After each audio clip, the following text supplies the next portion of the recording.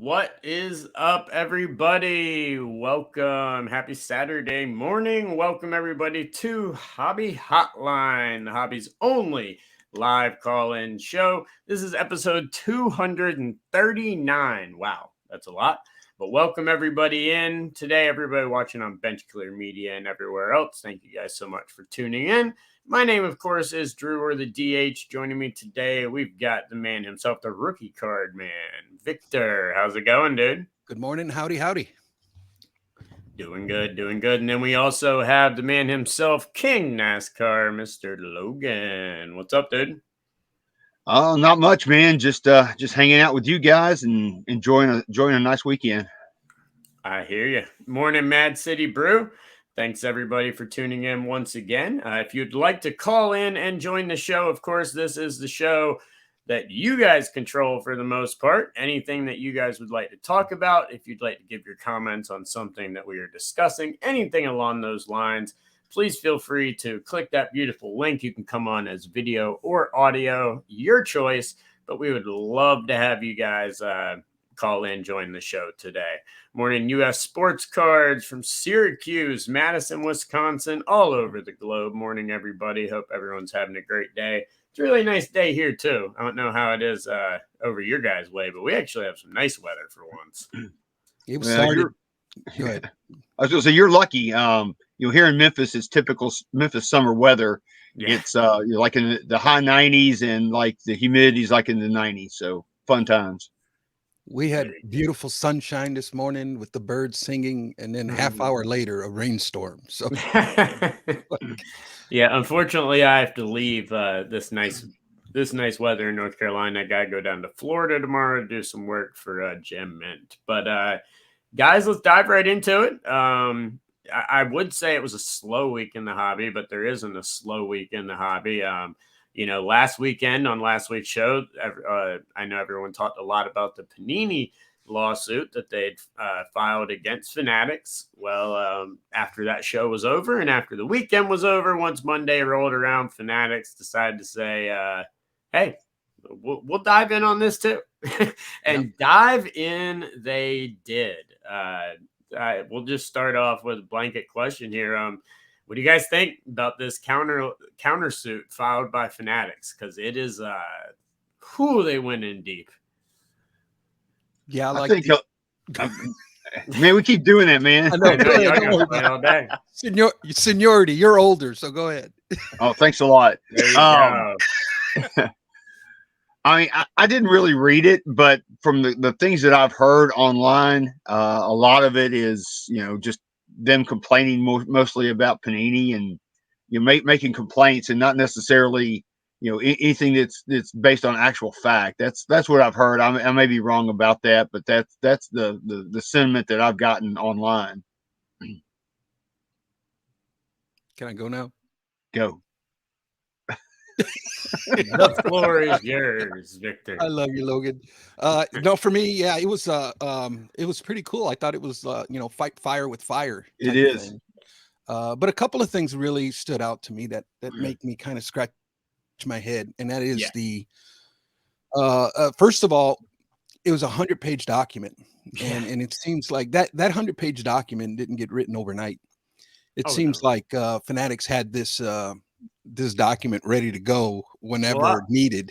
Well, I want you to keep going with that for just a second, but I will tell you that I can't name the employee, but an employee at Panini at the National did tell me that this lawsuit was coming.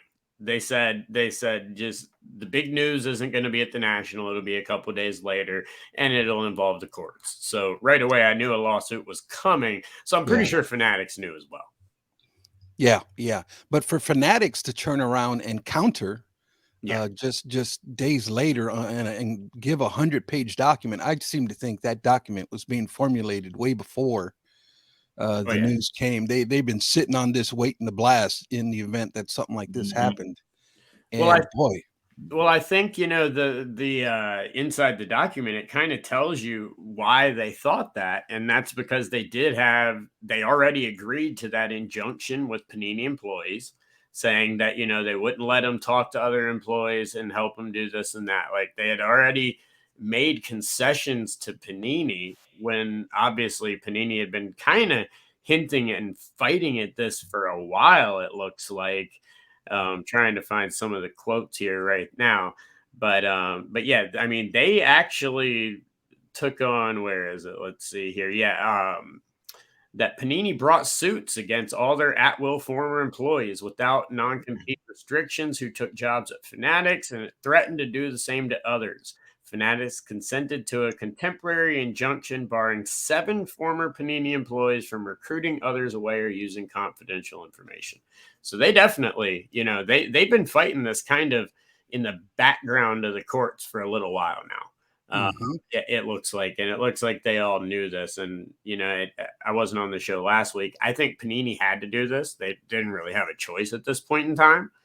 But one thing I do think, and I do agree with US Sports Cards, as these legal fees mount, if this stuff does keep going to court, if it makes it to discovery, which I want to touch on in a minute.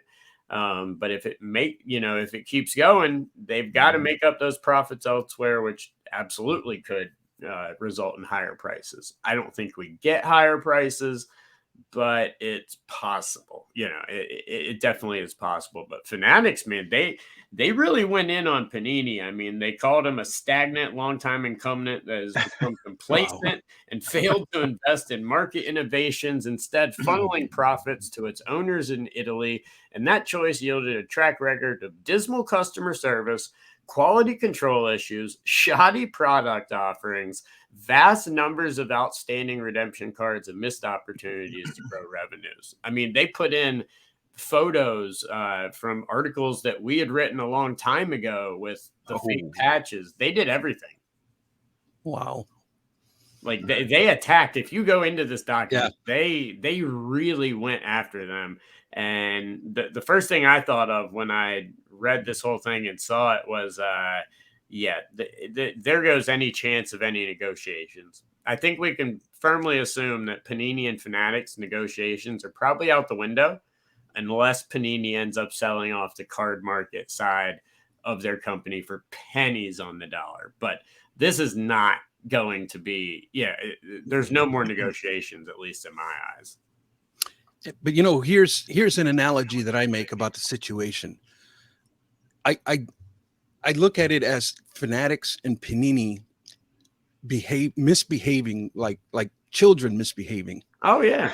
And if I look at the parents, which to me I consider the Players Association and the leagues, I believe they're the parents, and I just think it's the kids are out of order because the parents are out of order. Yeah. And when you look at what they've done, I didn't agree with the Players Association signing a 20-year deal in the middle of when there was 3 years left on the current one. Yeah. I believe, they did that kind of thing should have been like open to the market. Like who wants to be on a bidding war? What if Panini would have came in with a higher bid? Were they even given a chance to come in at a higher bid? Well, right. They probably left some money on the table there. I would say. It just seems it just seems corrupt. They definitely left money on the table, Logan, 100%. And, I agree they should be on bids now. Unfortunately, with what, cards and everything and these entities are classified as, they're not required by law to be put up on bids like a lot of things would be.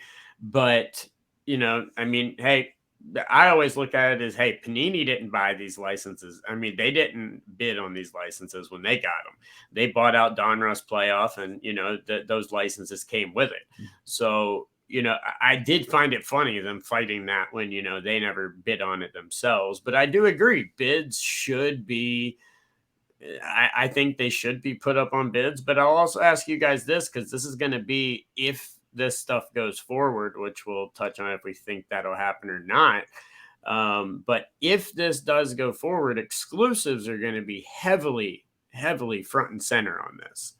Do you guys think we could possibly see a change? And do we want to see a change where there aren't exclusives? Now, I'm not saying going back to the 90s where every company can print 50 products a year if they want to, but possibly these organizations saying, hey, okay, we're not going to do exclusives, but so and so company can produce this much a year. Do we see a change in exclusives? Well, Coke needs Pepsi. Yep. So I think that, yes, I think that there should be multiple manufacturers of trading cards with particular licenses, no doubt. Uh, I'd like to see Tops. I think it'd be cool if Tops did NASCAR cards. I would not have any problem with that, but I think there would need to be some kind of limitations, like you're allowed to produce X number of products every year, and like you said, not flood the market like we had back in the late 80s, early 90s, where everybody had a license and everybody was just printing. The presses were running 24/7. No, we don't need that. So I think that, yeah, it'd be a good thing. I don't know. For me, to me, it's to finish my analogy. It's like an ugly divorce that ends up in the courts, right? The kids of that divorce end up getting the consequences. And I believe in the same vein, at the end of this, the collectors are going to be the ones that pay the consequences, unfortunately. No. Yeah, go ahead. I completely agree. And Steel City DW, it's funny you say that, because one of the things Fanatics criticized Panini for was lack of innovation in their countersuit. So competition does breed innovation. Maybe that's where that lack of innovation came from. You can kind of touch on what you think innovation is at any point in time. But guys, once again, please call in. Feel free. Call in, join the show. Let us know what you think about all of it, or if you have any questions or anything in the hobby you'd like to discuss. But okay, so Fanatics, they did their countersuit, all this stuff. I think we can all agree it's probably going to be pretty quiet from now on. The lawsuits are out. Normally, that's when everyone has to shut up. can't start running their mouths and doing this kind of stuff. But I think it gets quiet. But the thing that's interesting is if one of these can make it to discovery, because in that loss, biggest thing we've glossed over, and really something that I hope to get, I don't hope they can prove, but if you're going to make this allegation in a legal countersuit, you better be able to prove it. They're saying that Panini inflated their profits by $200 million a year. So they're basically accusing them of cooking the books. Well, if we hit discovery, all those books and everything get opened. That's a pretty heavy allegation to be made, even if it's only 50 million. You're talking about on 4 or 5 years now, you're looking at over 200 million. If it's $200 million a year, that's crazy. I think discovery is where we want to get with this to see if there was corruption or not. Yeah, and I don't think I think this lawsuit is going to be just as important as the one when Fleer sued Topps back. That one started in 1975, and judgment wasn't passed until 1980. So that one was deliberated in the courts for 5 years. Yeah. So I don't know that we're going to get to something quick here. So it's going to be real interesting how things unfold. I hope it's settled quickly. But that's typically not the case in these situations. No, and the courts are moving even slower these days. So I'm with you guys. I don't expect to see any kind of judgment or any kind of, like you said, discovery or anything happening anytime in the near future. No, and Collector's Dream does make a good point on exclusives. They do have those rights hammered down, so licenses will not be changing, at least the ones that just re-upped for a long time. And yeah, we're kind of talking long term here, as this court case could have ramifications on licensing if they wanted. D. Pyres has a question here. Been wondering how Panini had these licenses and did not have the ability to match bids written into the contracts. Seems like an error by them. Well, I want to know what you guys think about this, but honestly, like, it goes back to what I said earlier. They bought these from Donruss Playoff. Like, they inherited these licenses when they bought the intellectual property and they bought the company. That's how they got these licenses, and then they turned into, basically exclusives. So it's definitely an error on their part to not make it to where, because they could have written into the contract that it had to be up for bids. They could have done stuff like that. but they didn't. And so I think they took the regular old contracts they had before, figured that they could make a good enough product that they wouldn't want to leave, and they were wrong. At least when Michael Rubin comes in with a lot of money and a game plan that sounds like heaven if you're a card company. Yeah. So that's personally, but what do you guys think? Error by Panini not to make it to where the licenses have to be up for bids? Yeah, definitely. And shame on the Players Association in my opinion. I agree. Mhm. Yeah. No, I completely agree with the Players Association part. That's the biggest issue. Why wouldn't there be language in there? Now we're having Fanatics sign exclusive deals with NBA players when Panini still holds the license, and there's no where's the Players Association at here? They're just head in the sand in the corner counting their money is what they're doing. When that type of stuff should have all been spelled out from the get-go. No, I completely agree with you. I think the Players Association, like you said, they're all about the money. It's all they care about. Fanatics came in with a deal that promised them more money, basically doing what they just, had to do anyway. So, a lot of blame does need to be placed on the Players Association and the leagues for this. They all were involved in all of this. But anyway, it'll be interesting to see. But Fanatics did file a countersuit on Panini, so we'll see what happens in the court system. Steel City says, sounds like a monopoly to me, Victor. It is. Yep, and some Tim Wong, would Topps Anniversary be better if they had the original 53 cards inserted in set chromed? That's another one. Yeah. That's another thing that's kind of upsetting me this week, to be honest with you, is we're still releasing 2022 product. I know. Middle of August of 2023. It's like, come on. There's got to be. I mean, I know you can only catch up so much, but you've got to take a hit. Find that draft. They've got to find that draft class where they're like, okay, honestly, this draft class is not up to par. We're not going to have a god in this draft class that everyone's going to chase after. Use that year, cut some products, and catch up. Upper Deck's the worst. They're putting shit out from like 3 years ago still. Yeah. And their updates that they're having to put into other products, which I love that they do instead of redemptions. I mean, you don't need, you get a product that you don't think, like SP Authentic, and it's got cards in it from the last 15 years. I mean, they've fallen so far behind. It's absolutely insane. What's that, Logan? Oh, I was just going to say, as far as the manufacturers are concerned, I think what they need to try to do is at least keep their flagships contiguous, 22, 23 and all that. But, some of these more specialty brands, just suck it up and just cut your losses and just say, okay, we didn't catch up in 2023. Let's just name this product 2024 and let's just move on and catch up with what we need to do. Yeah, so we've got, I completely agree. We've got a couple questions in the chat and a couple comments. We're going to go here in order real quick. Some Tim Wong asks, could Panini pretend to release 2022 and use active players since Topps is? Yeah, they probably could. They could probably get away with that, but I doubt they want any more legal problems. They're already, spending enough on legal fees, and I think that would probably cost them a little bit more. But yeah, they might be able to. But hey, I think Donruss is an awesome product this year, and all I see are Hall of Famers and prospects. But what's that?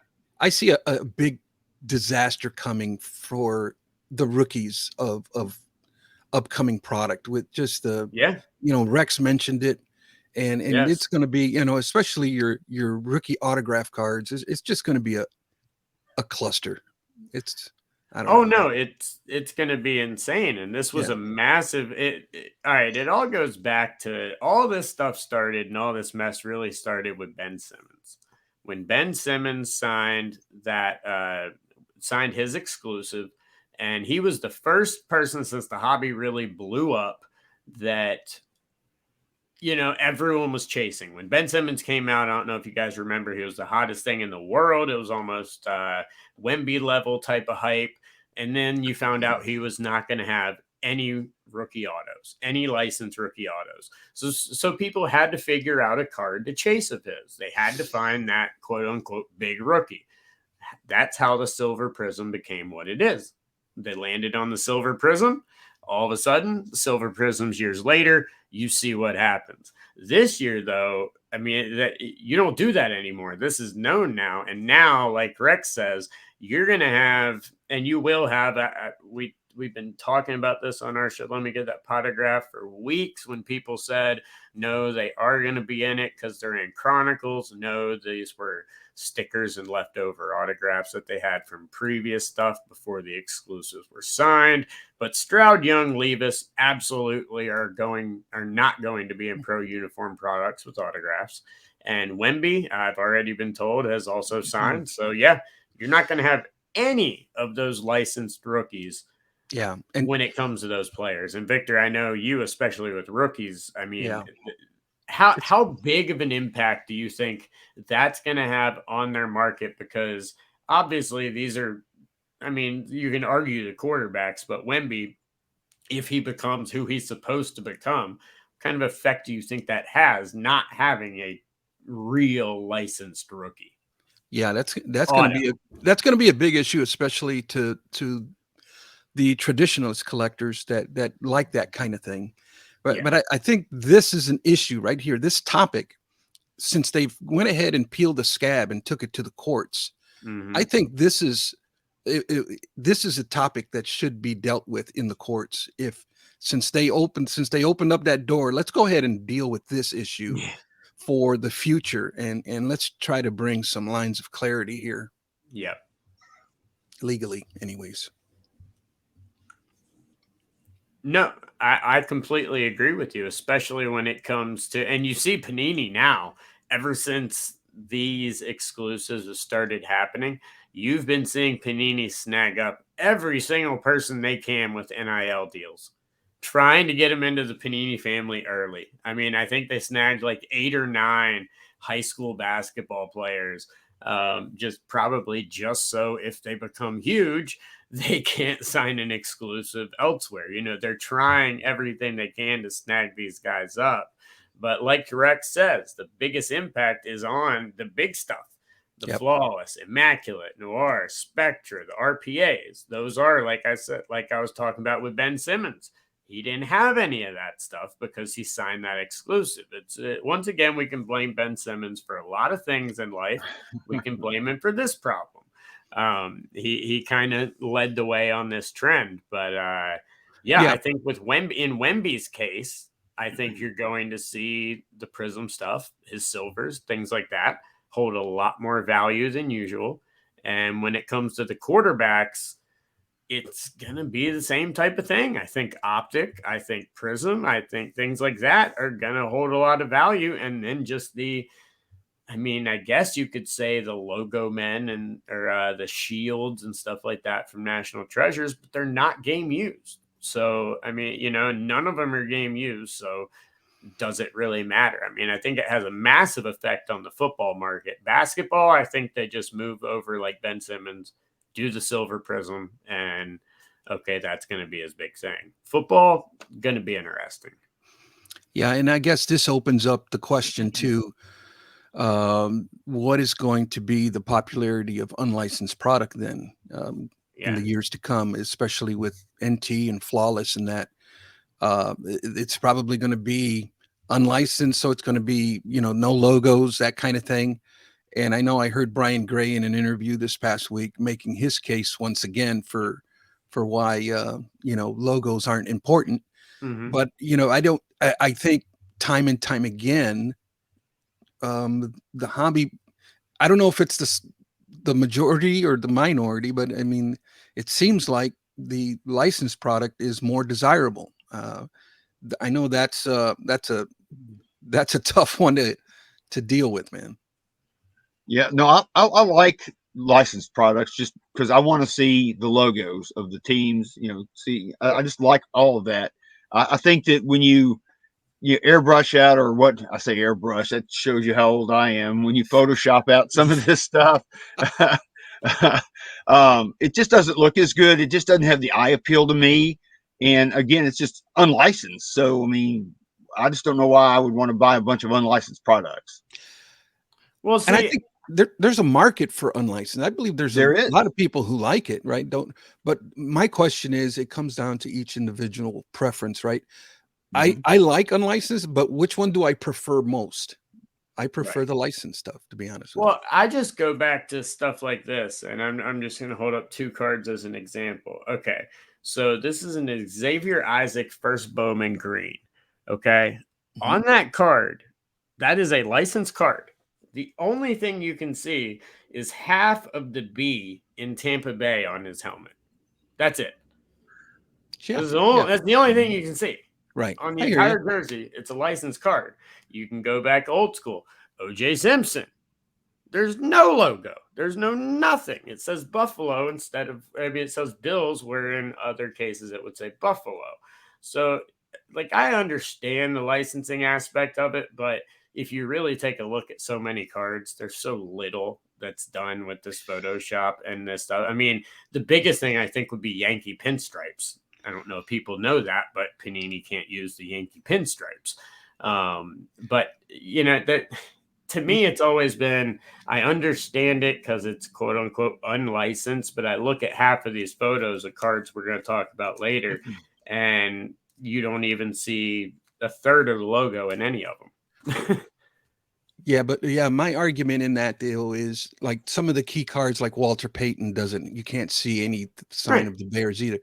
But it's one of them things where only a few cards in the set has it, as opposed to the entire set. No, I agree. You know, I agree. Yeah, I do agree. Rex has a great question here. And that regards Arch Manning. If everyone saw his first card, which all went to charity, his throw black auto, which has been made now. It's actually a really nice looking card. He did a good job signing it too.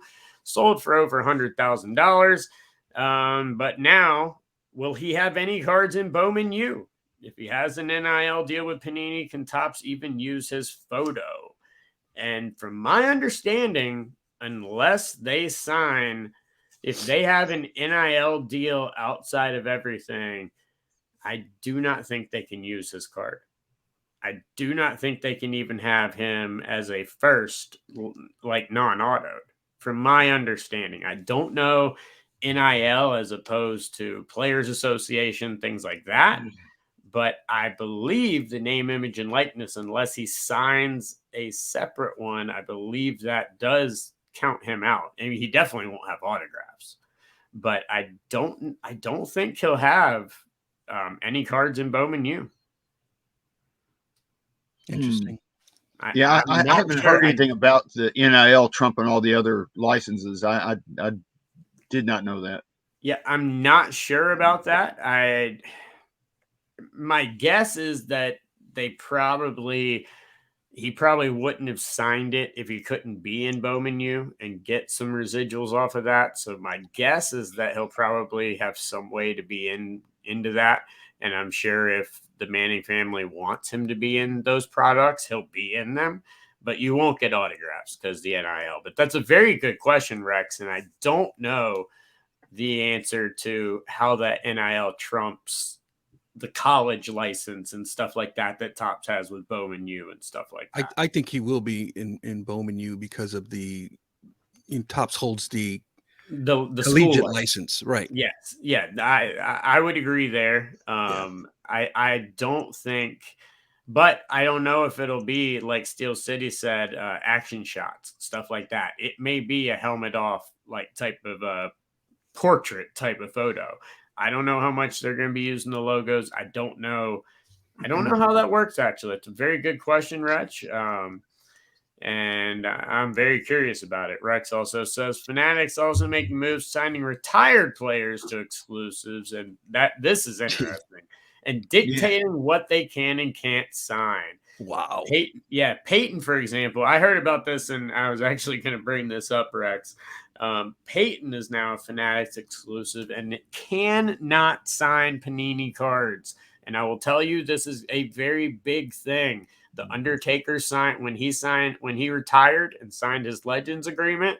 WWE put in a massive amount of stuff on the exact cards he can sign, the exact cards he can't. I think this is going to be a very, very big thing going forward. But what do you guys think about that? Well, several years ago, I did the Bo Bikes Bama ride down in Auburn, Alabama, and of course, Bo Jackson was there. King Griffey Jr. was there. After the ride, I went up to Bo Jackson to get him to sign just my number from my jersey. He signed that. I got King Griffey Jr. to sign it, but then people came up with trading cards for him to sign, and he said, "I'm sorry, I can't sign any of those.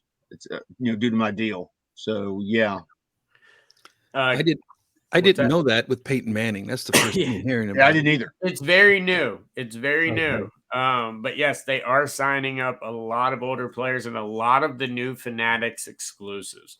A lot of the new stuff that you see, especially with retired players. Look at that language because they're putting it in there a lot. They're trying to do it very, very, very specific. They're trying to do the Jordan-esque deals, which, as we all talked about, LeBron possibly still not being an Upper Deck exclusive. He's still not on their exclusives page anymore. But 1 Million Cubs Project, my man, jumping in with some great information. Only way Arch can be in Bowman U is like I thought, if he signs a deal with Fanatics. Fanatics owns a school license, but they can only put in players signed to NIL. So Arch would have to sign a separate agreement with Fanatics as well, which he can do. He's exclusive in terms of autographs and things like that, but it is not an exclusive NIL license. He could theoretically license himself out for Bowman U, but I think you're going to see Arch Manning. Here we go again. They're going to take over the NFL license Tops here very soon. And now Arch Manning not going to have licensed stuff probably as well. So all these big guys are getting snagged up by the opposite companies. Like they're getting snagged up by all the people that don't have the license right now. And that's going to be really, really interesting in a couple of years to watch the market on their rookie cards, or when they finally get an actual licensed auto. Are those going to start to command insane money? How is all that going to play out? Because it's definitely going to change. It's kind of like the vintage days where you had Mickey Mantle not being in like 54 Tops. Things like that. So I mean, because back then that's what they did. All the players signed individual contracts with Tops or Bowman or whoever, and of course they didn't get paid a lot of money. It's like, here's a catalog of things you could get out of the catalog, like a toaster or something. I mean, you didn't get a lot, but still, I mean, they did have exclusive deals back then. Yeah. Yes, Rex, it will when he does go pro. I misspoke. I meant his Bowman stuff, like in terms of like licensed college stuff, his pre-rookie stuff, his first Bowmans, which I still think the first Bowmans, which here, I got a question for you, Victor, while we're on this topic. What do you think about Bowman U while we're talking about it right now, being a rookie card guy and being everything like that? With Fanatics getting all these licenses to, obviously football and basketball eventually, and now they're starting to put out cards with first Bowman on it, Wemby being a great example. Do you think that these hobbies are going to adopt the first Bowman like baseball has? Do you see that happening, or do you see this as people saying, okay, it's really just a glorified college card because there's not that minor league system? Even though the NBA is putting one in place, there's not that minor league system like baseball. Yeah, I think I don't know, it's going to, the cards will be popular and wanted and desired during the release, right? But then as soon as the pro stuff starts coming out, it seems like the Bowman First or the Bowman U, they start to fizzle out. When you look at values of this stuff, they take off, but when they come down and they stay there. So I don't know. That's how I view it. As technically speaking, you know, will the hobby evolve towards that? I mean, there's a section of the hobby that's already has, but you know, again, what's the silent minority? What's the silent majority? It's going to be, Yeah. uh, the hobby still prefers uh, rookie cards that are fully licensed, that are, Mhm. that have all the bells and whistles. Yeah. And this collegiate stuff, Mhm. they've been, college basketball, that stuff's been around since the 90s, and Right. it really, go look at the values of that stuff in the 90s. And I mean, they made a ton of it, all Mhm. kind of different, collector's edge Hey, and all Press Pass was my favorite with you those know, die cut nets, the AI die yeah, cut net. I yeah. have like 100 of them. But go look at the values and the Oh desirability yeah. of those cards today. I mean, they're just Mhm. not there. As soon as the Yeah. pro cards come out, it trumps everything else. Yeah. From a collectability standpoint, they are collectible, but like you say, there's no value in them. I mean, if you're just a true collector, that's fine. They're great. But Mhm. if you're looking to try to trade those cards, maybe even sell those cards, you can't do that. I I agree to an extent. I think it's way different than baseball because the first Bowmans in baseball, they're at least in the uniforms of pro teams. The first Bowmans aren't in college uniforms or something like that. They get them in a actual MLB uniform for Bowman and things like that. But as Steel City does say, this is a growing market. The NIL market is a growing market, kind of like I look at it kind of like F1, WWE, all that stuff a couple years ago. It's just now starting to build its way into the hobby. And I don't really know if we know what it's going to be yet. I could see some Bowmans, especially like the Wemby with that in that green with the first auto I ever signed type of card. I think that type of stuff is going to hold some value. I think the NBA probably has the best chance of it actually working and becoming a thing, as within 10 years the NBA is basically going to have a farm system. They're going to have like a lower A, a mid A type of deal like baseball. And so when they get there, I can easily see the NBA adopting it. But I do agree. I think the rookies are always going to trump in those sports, and just like they really do in baseball, you just have that big segment of Bowman diehards. But I mean, like in the 90s, right? They would release that collegiate stuff like Oh yeah. during the off season, like Yeah. and then come October they would release the pro stuff. But to me, it was that window of during the summer that a lot of this stuff was released, and it was popular. I mean, people dug it. But I mean, Yeah. nowadays we release NBA product like year round. Oh, I know. All the sports, it's like year round. There's releases, so Yeah. I don't know.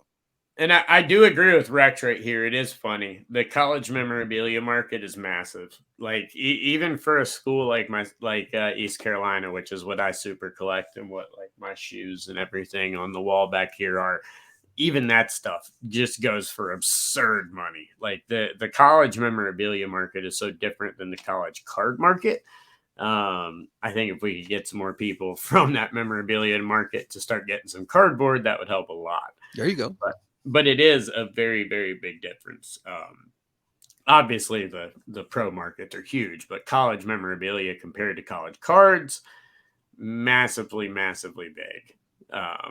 So yeah, as Rex says, they had Anthony Thomas last year. His Michigan helmets and jerseys outsold his Bear stuff 5-1, and they're closer to Chicago than Ann Arbor. So yeah, no, the college stuff is huge. I Wow. mean, hell, look at Johnny Manziel or Baker Mayfield. They still command quite a bit with their stuff with college. None of the pro stuff, but the college stuff matters.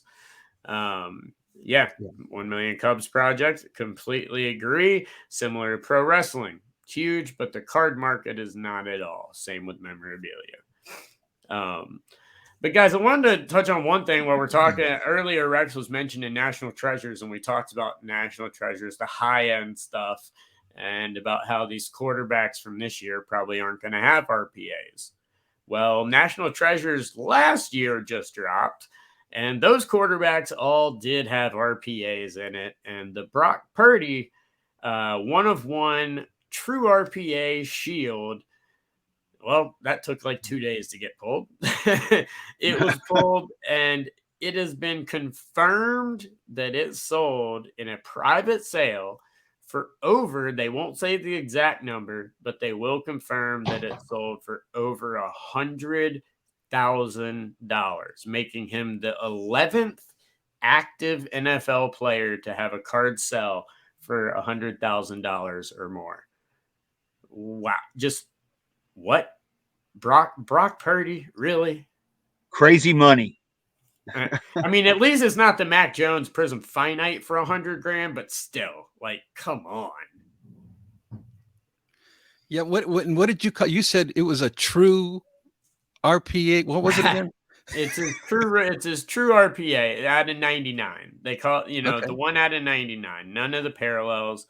Okay. Well, it was his 1 of 1, but his 1 of 1 shield RPA, because they normally have a horizontal and a vertical, Yeah. and the vertical is considered the true, if you want to call it. Okay. And so the vertical shield 1 of 1 sold for over $100,000. Wow. Yeah, That's amazing. Steel City says hot take, he's a lottery ticket right now at $100,000. Absolutely. Is he a lottery ticket? I mean, yes, he's a lottery ticket, 1,000%. But I mean, I thought people had learned by now. They haven't learned. I just thought people had learned. Like, Wow. Trading card history keeps repeating itself. Yeah. There's only so much for a tax write-off. Like, I mean, a lot of people don't get that a lot of these big sales, when they drop in prices, yeah, they get a nice little tax write-off on some of it. But I mean, you ain't getting it on this that much. What Yeah. I don't get it. I don't get it. I'm long said I'm going to be QB1 in San Francisco. That's the big thing. Who the hell knows? Who knows? Yeah, nobody knows. I just know it's not going to be Trey Lance. But who sold that card? Where was it sold at? You got the 100,000. I'll pull it up right now.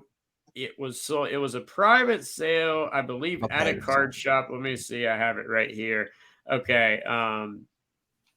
Okay. It was pulled by a group called Card Hub, and Card Hub confirmed that it was a private sale, that it was over $100,000, but they will not give the actual number on it.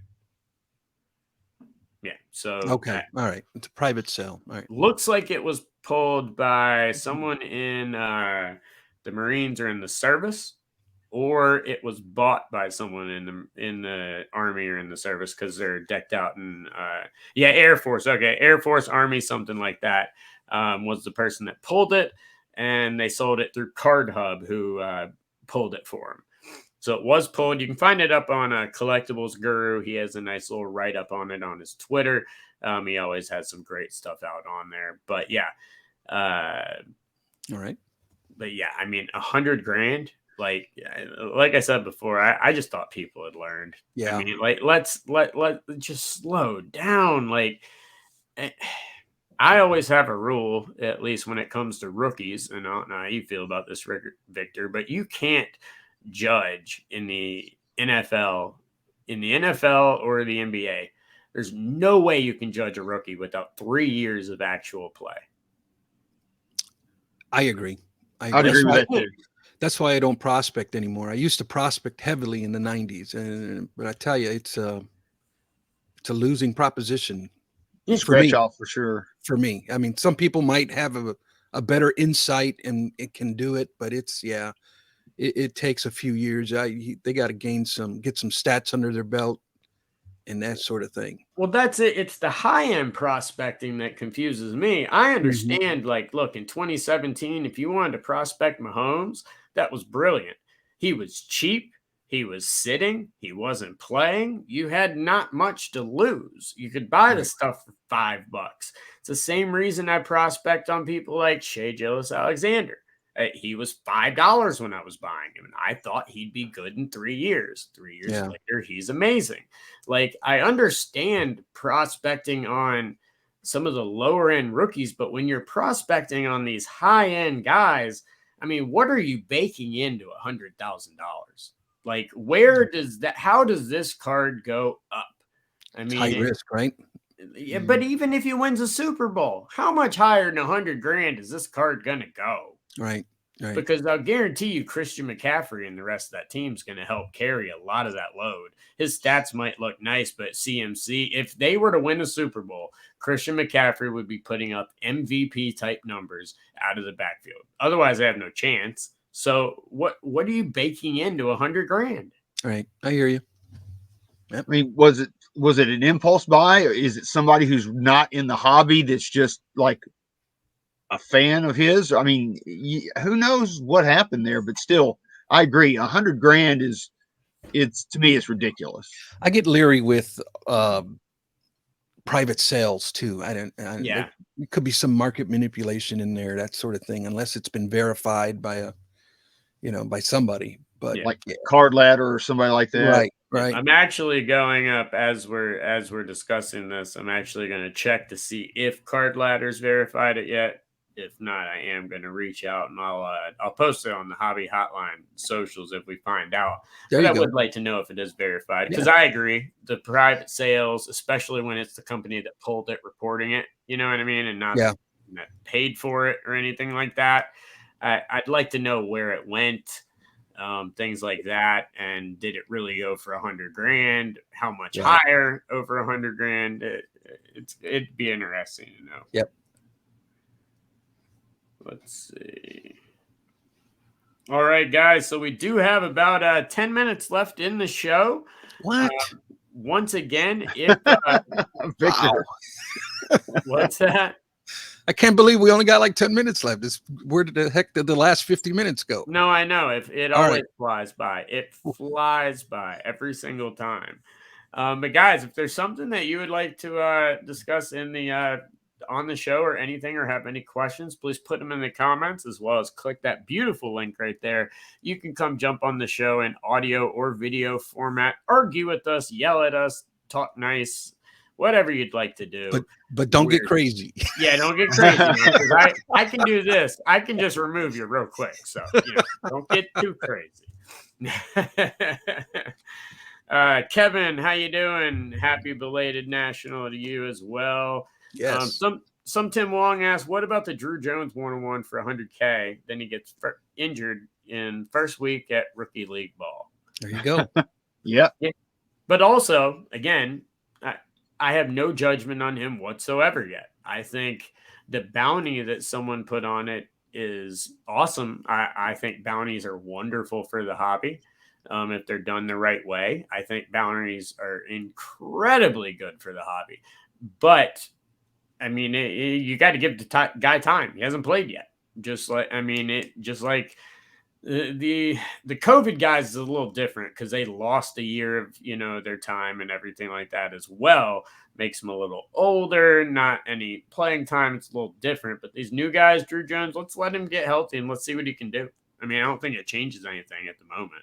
And the $1 million part of that bounty was to have a Hall of Fame career. So, that bounty kind of goes along for his entire career. So I don't know. Let's maybe let him get healthy and actually swing the bat a couple times before we judge anything. But I do agree, 100K is a lot, but that is a bounty. Again, not individual wanting to purchase the card. So let me ask you guys this: $100,000. Yeah. Couldn't you take that money and really buy some nice vintage cards? I mean, imagine the 33 Gaudy Babe Ruth you could buy, or even a low end 52 Mickey Mantle rookie or something. You could buy one of those and a day with Brock Purdy if you wanted to. I'm pretty sure.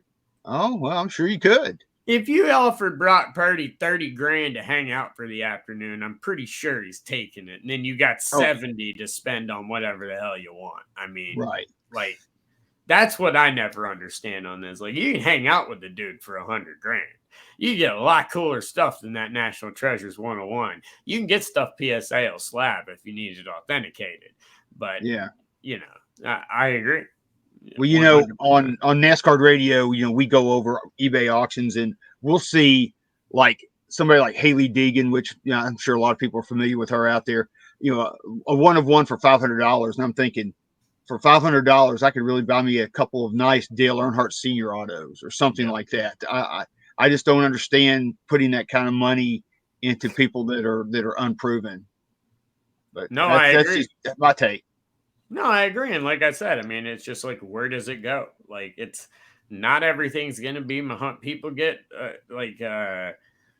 starstruck by these Mahomes sales, these Brady sales, things like that. I'm going to let you guys in on a little secret. There's some people named Phillip Rivers, Matt Ryan, Peyton Manning, Drew Brees, a lot of other ones, Aaron Rodgers, a lot of quarterbacks don't sell for crap compared to them that are absolutely amazing.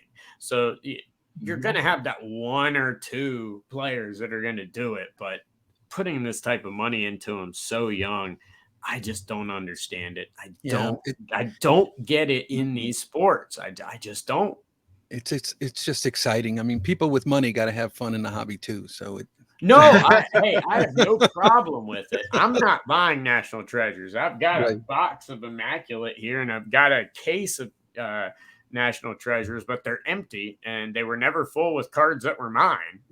You know, like, I'm not buying it. So I love the sales. I think it's awesome, and if it helps the lower end stuff, you know, sell for a little bit more, I have no problem with that whatsoever. I just, when I see a sale like that, it's mind blowing to me. Well, you know, it's generated headlines and it's got us talking about it, so it must be something to it. Yeah. And Frank says, like Gary Vee said, 99% of these cards are going to be worth nothing in 20 years. I completely disagree with that 1000%. There's always going to be value in a hobby where there are collectors. Now, are they going to be worth a ton of money? Are they going to be worth what they are today? You could easily say that 99% of them are not. But to say they're going to have no value is just crazy, because there's always going to be value in a hobby that is based on collectors. Now, if the investor side of everything and the speculative side of everything disappears in 10 years, you're still going to have those collectors. So, yeah, you're still going to have value. It's just, it may not be the value you want. Yeah, I completely disagree with Gary Vee, and I actually agree with a lot of stuff he says, but I completely disagree with him when he says something like that. Let's see. Steel City DW, as we wrap up, I blame Vegas Dave. He started it with the Trout First Super.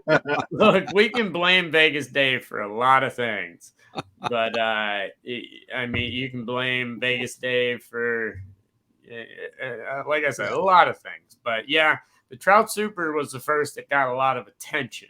However, the hobby was on a very, very steady upswing well before that. He was just the first one to make it mainstream, so to speak, which thankfully Vegas Dave has disappeared into a black hole, which is probably the best for everybody. But, you know, it is what it is.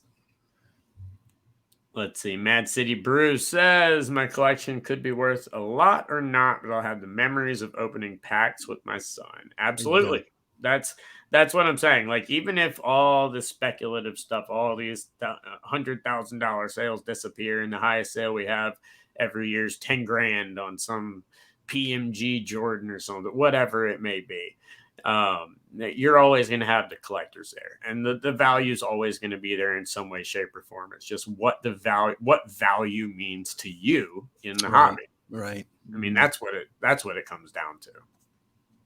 Well, you know, as a collector, I get asked a lot, you know, since all these headlines of all these mega sales of cards and things are always happening, I'm always asked, how much is your collection worth? And I'm like, you know, honestly, I mean, I have some vague idea, but I really don't know.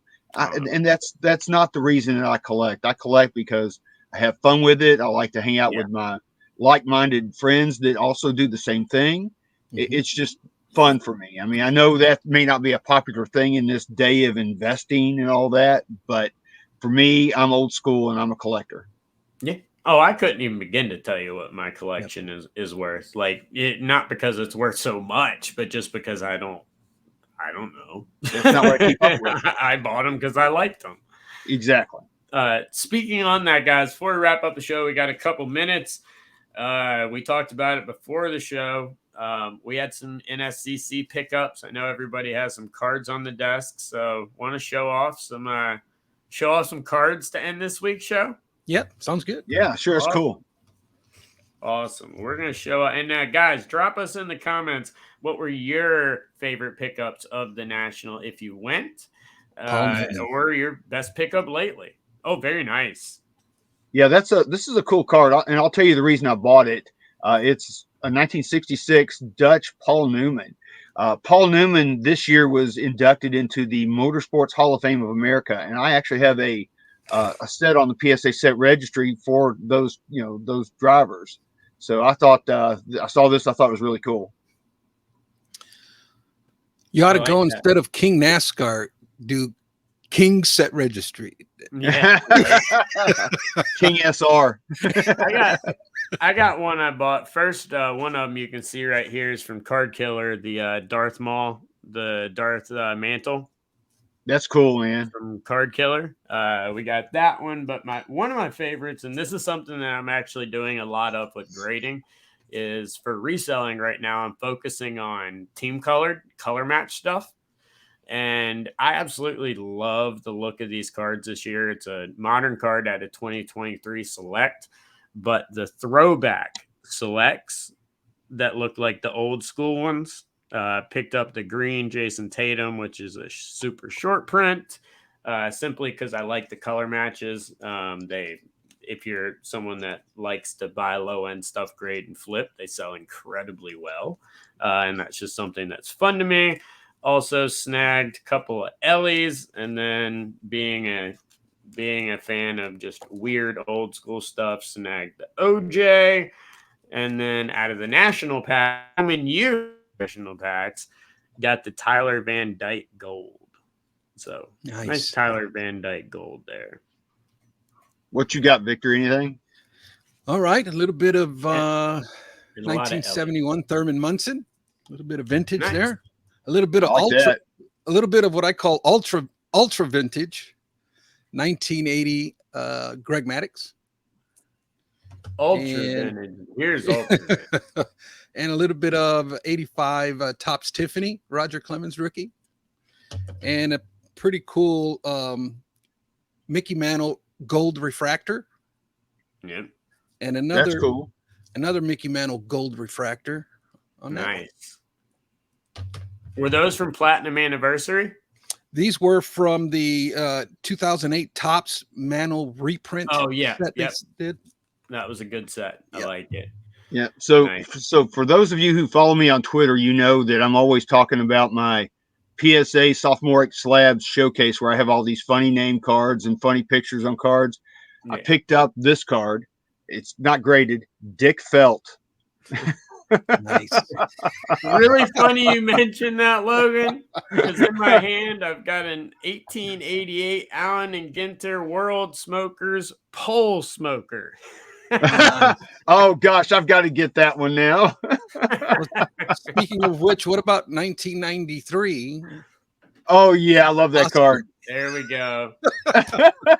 Hey, speaking of, I actually just put up, which Victor, I need you to send me a picture of that. That's going on Iconic Images. I just started on my Instagram. Just hilarious photos from cards in history, a little set. I need an image of that one. I like that one. That's going on the Iconic Cards list. 1993 Stadium Club, number 93 Stadium Club. Okay, writing that one down.